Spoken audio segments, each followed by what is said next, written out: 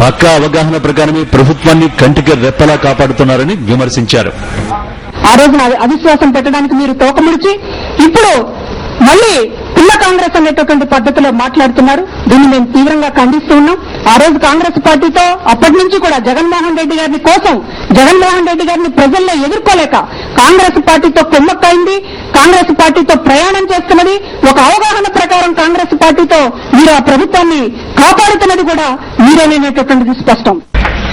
ఈ పిల్ల కొట్టిన దెబ్బకే మొన్న ఉప ఎన్నికల్లో మైండ్ బ్లాక్ అయి దాదాపు 18 స్థానాలలో కూడా మీరు పరాజయం పాలై ఒక ఎంపీ స్థానంలో ఎక్కడున్నారో కూడా గల్లంతైనటువంటి పరిస్థితి, సగానికి సగం పైగా స్థానాల్లో డిపాజిట్లు కోల్పోయినటువంటి పరిస్థితి.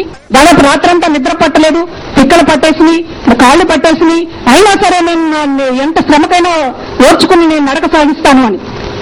ఇంకా సంఘటనలు చాలా జరిగేటటువంటి రోజులున్నాయి. చాలా కాళ్లు వాచిపోయిన ఫోటోలు వచ్చే రోజులుంటాయి, మిమ్మల్ని ఓదార్చేటటువంటి ఫోటోలు రోజులు అవన్నీ ఇంకా ముందు ఉన్నాయి. ఒక్క రోజుకే పిక్కలు పట్టేసి అయినా నేను ప్రజల కోసం నడుస్తున్నాను అని అంత సానుభూతి కోరుకోవాల్సినటువంటి పని లేదు చంద్రబాబు నాయుడు గారికి. వైఎస్ జగన్ 2 ఏళ్లుగా భార్య పిల్లలకు దూరంగా ఉంటూ నిత్యం ప్రజల మధ్యన గడిపారన్నారు. దుర్భరమైన శారీరక బాధలు కలిగినా ఏనాడు ఎవరికీ చెప్పుకోలేదన్నారు.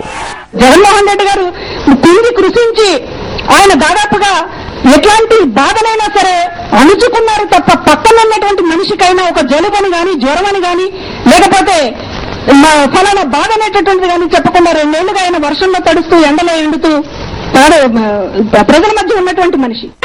కాంగ్రెస్ తో కుమ్మక్కైన చంద్రబాబు వైఎస్ జగన్మోహన్ రెడ్డిపై బురద జల్లడం ఎంతవరకు సబబని ప్రశ్నించారు.